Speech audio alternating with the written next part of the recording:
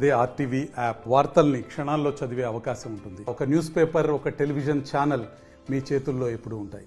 నెహ్రూ మొట్టమొదటిసారిగా ప్రజా పరిపాలన ప్రారంభించినప్పుడు గాంధీ గారు ఏమన్నారంటే, పేదలలో అతి నీరు పేదలు ఎవరైతే ఉంటారో వాళ్ళ కన్నీళ్లు తుడిచి వాళ్ళని ఎప్పుడైతే సంతోషపరుస్తావో ఆ రోజే పరిపాలన చేసినట్టు అని చెప్పి నాకు ఇచ్చిన గొప్ప వరం అది ఒకటే అని కోరుకున్నారు. కానీ ఆ పేదరికం ఇప్పటి వరకు ఇంకా ఉంది.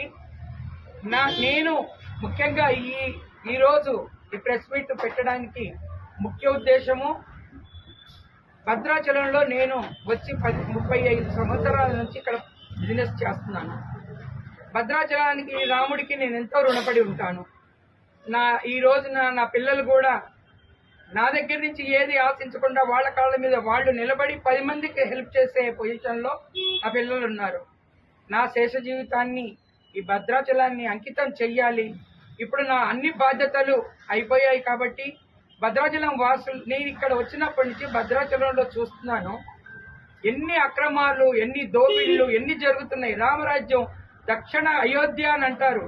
దక్షిణ అయోధ్య కాదు, ఒక మాఫియాకి మూలంగా నిలబడింది మన భద్రాచలం. కాబట్టి నేను ఒక్కదాన్నే ఏమీ చెయ్యలేను, మీ అందరి సహకారం కూడా ఉండాలి.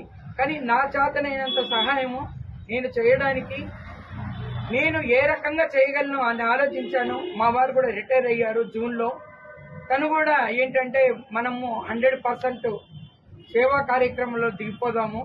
ఇప్పుడు మనం ఏది చేసినా ప్రజల కోసం చేద్దామనే ఉద్దేశం. మరిన్ని వీడియోస్ కోసం ఛానల్ ని సబ్స్క్రైబ్ చేయండి. లేటెస్ట్ అప్డేట్స్ కోసం వాట్సాప్ ఛానల్ ని ఫాలో చేయండి.